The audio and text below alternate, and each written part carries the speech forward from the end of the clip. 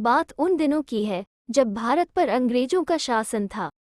अंग्रेजों की दृष्टि में भारत को साधुओं और सपेरों का देश समझा जाता था। वे स्वयं को बेहद उन्नत समझते थे, लेकिन भीतर से अशांत रहते थे। वृंदावन में एक संत थे जो ठाकुर जी श्री कृष्ण के अनन्य भक्त थे। उनके पास ठाकुर जी की एक मूर्ति थी। संत जी प्रातः उठकर ठाकुर जी को स्नान कराते, भोग लगाते और सारा दिन उनका नाम जपा करते थे। संत की कुटिया के सामने से रोजाना एक अंग्रेज साजन गुजरता था और संत जी की ये क्रियाएं देखता था। ये सब देखकर उसे बहुत बुरा लगता। उसे लगता था कि यह संत ढोंगी है और मूर्ति पूजा को बढ़ावा दे रहा है। एक दिन वो संत जी के पास पहुंचा और बोला, रोज रोज ये क्या करते हो? इस पत्थर की मूर्ति के साथ ये सब करके तुम अंधविश्वास फैला रहे हो।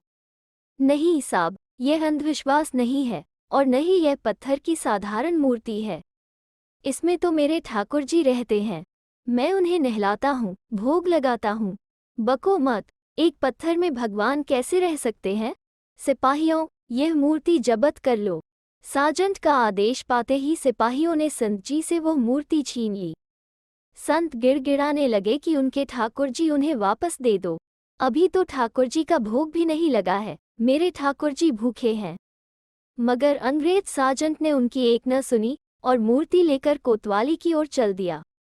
संत जी भी पीछे पीछे चल दिए और रास्ते भर गिड़गिड़ाते रहे कि उनके ठाकुर जी उन्हें लौटा दो, वे भूखे हैं। मगर चिढ़े हुए साजंट ने उनकी एक न सुनी और कोतवाली पहुंचकर मूर्ति मालखाने में रखवा दी। संत जी सारा दिन कोतवाली के सामने भूखे प्यासे बैठे रहे, मगर साजंट का दिल नहीं पसीजा। बल्कि बाहर आकर उसने संत जी को डांट लगाई, ऐ ढोंगी, तू यहाँ से जाता क्यों नहीं? कैसे जाऊं साहब, मेरे ठाकुर जी को आपने भीतर बंद कर दिया है। आज तो मैं उन्हें भोग भी नहीं दे सका। वे भूखे हैं, मेहरबानी करके मेरे ठाकुर जी मुझे लौटा दो साहब। अरे मूर्ख, वो केवल पत्थर का एक टुकड़ा है। तेरा दिया हुआ भोग भला ईश्वर तक कैसे पहुंच सकता है? ये सब ढोंग है और इस प्रकार का अंधविश्वास फैलाने वाला काम मैं तुझे नहीं करने दे सकता। अब चुपचाप यहाँ से चला जा, वरना मैं तुझे भी हवालात में डलवा दूंगा। साजंट का ख्याल था कि यह सुनकर संत भाग खड़ा होगा, मगर साजंट की बात सुनकर साधु बहुत खुश हुआ और बोला, ठीक है, आप मुझे भी मेरे ठाकुर जी के साथ हवालात में बंद कर दीजिए।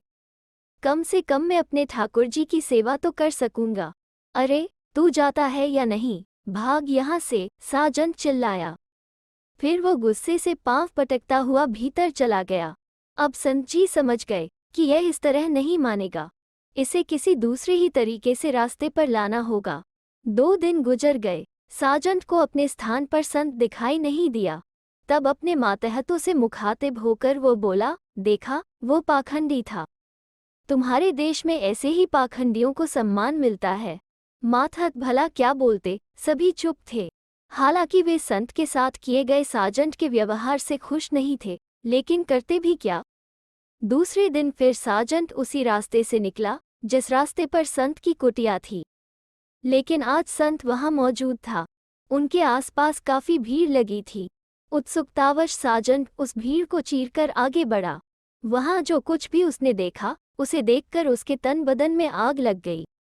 वहां जमा तमाशबीनों की भीड़ उस दृश्य को देखकर तालियां बजा रही थी। साजंट के साथ जो सिपाही थे, वे उस दृश्य को देखकर सकते में आ गए। संत जी के सामने आज उसी साजंट की मूर्ति थी और वे उस पर चप्पल से प्रहार कर रहे थे। ये दृश्य देखकर साजंट क्रोध से तिलमिला उठा। गर्जकर वो बोला, ये क्या कर रहे हो? संत जी के हाथ रुक गए। साजंट की ओर देखकर वह बोले, देख नहीं रहे, मिट्टी की इस मूर्ति को चप्पलों से पीट रहा हूँ। अरे मूर्ख, तुझे दिखाई नहीं देता, यह मेरी मूर्ति है। क्रोध से कांपने लगा था साजंट। तुम मेरा अपमान कर रहे हो। मैं तुम्हारा अपमान कहाँ कर रहा हूँ? मैं तो इस मूर्ति को चप्पल से पीट रहा हूँ। लेकिन यह मेरी मूर्ति है, इससे क्या होता है? इसमें तुम तो नहीं हो। अरे मूर्ख, भले ही इसमें मैं नहीं हूँ, मगर यह मूर्ति मेरी है और इस प्रकार तुम मेरा अपमान कर रहे हो। इस चप्पल की चोट मुझे महसूस हो रही है। बंद कर यह नाटक।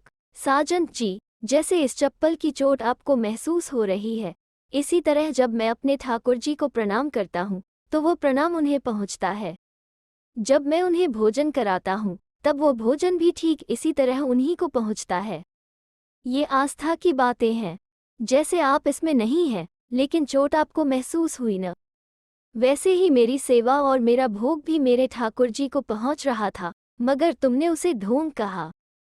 ओह ओह। अब साजन को अपनी गलती का एहसास हुआ और वो बोला, नहीं, अब तुम ये सब नहीं करोगे। मैं तुम्हारी मूर्ति तुम्हें लौटाता हूँ। तुम मेरी मूर्ति मुझे दे दो। ठीक है, पहले मेरे ठाकुर जी की मूर्ति मंगवा कर दो, वे 3 दिन से भूखे हैं। साजन ने फौरन हवलदार को आदेश दिया कि मालखाने से ठाकुर जी की मूर्ति लाकर संत जी को दे दे। फिर संत से मुखातिब होकर वो बोला, स्वामी जी, मुझे क्षमा कर दें। आज आपने मेरी आंखें खोल दी। मैं समझ गया कि भगवान भावना में बसते हैं। आस्था ही पत्थर को भगवान बना देती है। वास्तव में हिंदू धर्म में आस्था और भावना की प्रभुता है। तो दोस्तों, कैसी लगी आज की कहानी? अगर अच्छी लगे तो शेयर, लाइक और चैनल को सब्सक्राइब जरूर करें। फिर मिलते हैं एक नई कहानी के साथ।